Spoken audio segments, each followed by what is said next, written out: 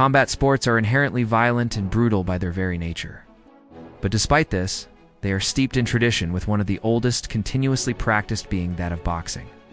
As far back as 1743, there was a set of rules known as the London Prize Ring Rules. And even today, there are customs and traditions that continue to this day. One of them is the custom of the touch of gloves.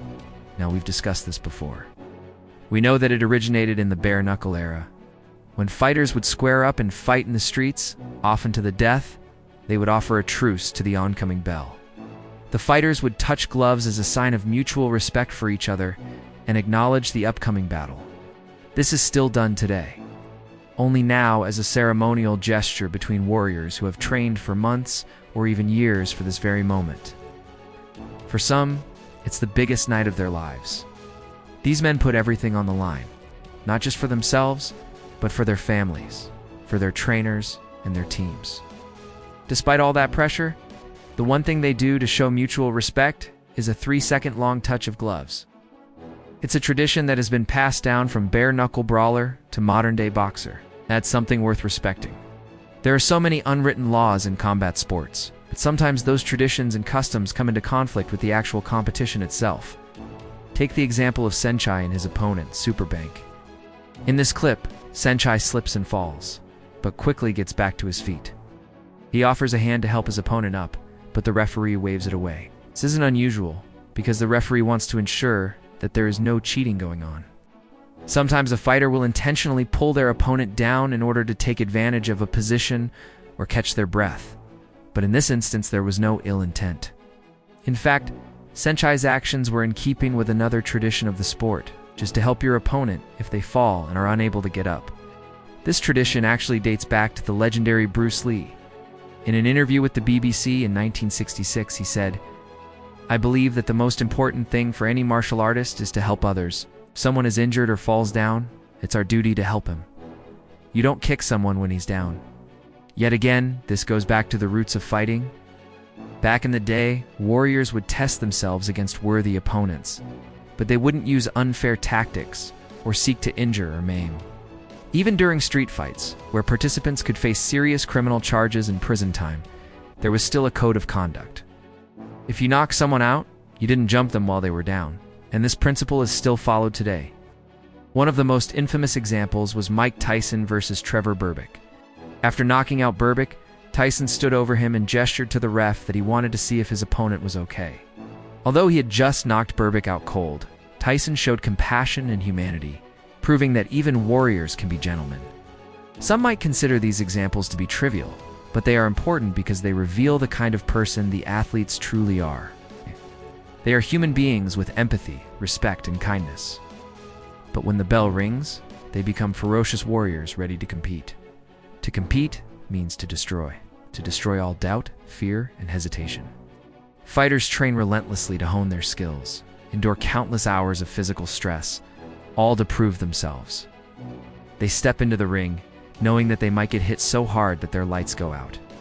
They understand the risks, yet they do it anyway, because deep down inside, they are driven by something bigger than themselves. Perhaps it's to prove to themselves that they can be the best version of themselves, or to honor their family name. And then there's the most beautiful aspect of all, the hug. Think about it. It's people willing to harm each other as much as possible, as legally and socially acceptable as possible. And they meet in the middle.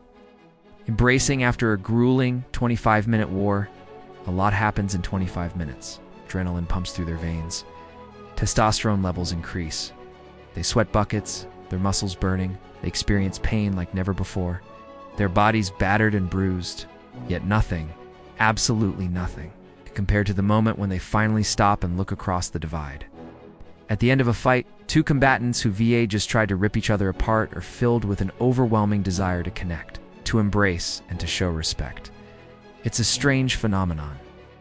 However, it makes sense when you think about it. You understand better than anyone else what the other person has gone through. They know how much effort, energy, and sacrifice has gone into this. They also know that they both gave it their all. There are no regrets. There is no shame, only pride and accomplishment. It doesn't matter if they win or lose. What matters is that they completed the journey together. Now here's a question for you. Why do you think these gestures and acts of kindness happen? Do you think it's because of the intense emotions involved, the sheer physicality of the sport, or simply that these athletes are just good people? Let us know what you think in the comments section below. While you're there, don't forget to like and subscribe for more videos like this. Now let's move on to the next video. The world of MMA, striking and grappling are often pitted against each other, with each discipline having its own die-hard fans. Supporters of striking tend to praise the technical aspects, the explosive power and the strategic depth involved in stand-up combat. Meanwhile, grappling enthusiasts celebrate the raw intensity, the intricate techniques, and the mental chess match that takes place on the ground. But what if we told you that these two disciplines are not mutually exclusive, that it's possible to excel in both and become a true well-rounded fighter? Today we present to you a select group of athletes who have mastered the art of striking and grappling, seamlessly transitioning between the two to dominate the competition. Join us as we delve into the techniques, training, and mindsets of these exceptional fighters, exploring how they've bridged the Agile divide between striking and grappling. Prepare to witness the evolution of combat as we uncover the secrets of the new breed of complete fighters who are rewriting the rules of engagement. Sure, you've heard the term sweet science thrown around a lot, but did you ever wonder why? Is boxing really that sweet?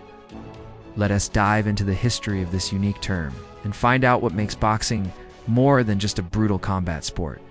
From its early days as a gentlemanly contest to its modern-day perception as a violent spectacle, boxing has come a long way. Along with it, the perception of its name. So what is the secret behind the phrase sweet science? What does it mean? And why do people use it to describe boxing? Join us as we explore the meaning behind this popular moniker and shed light on what it reveals about the sport itself. Get ready to discover how the sweet science lives up to its name and why it continues to capture the imagination of fans around the world.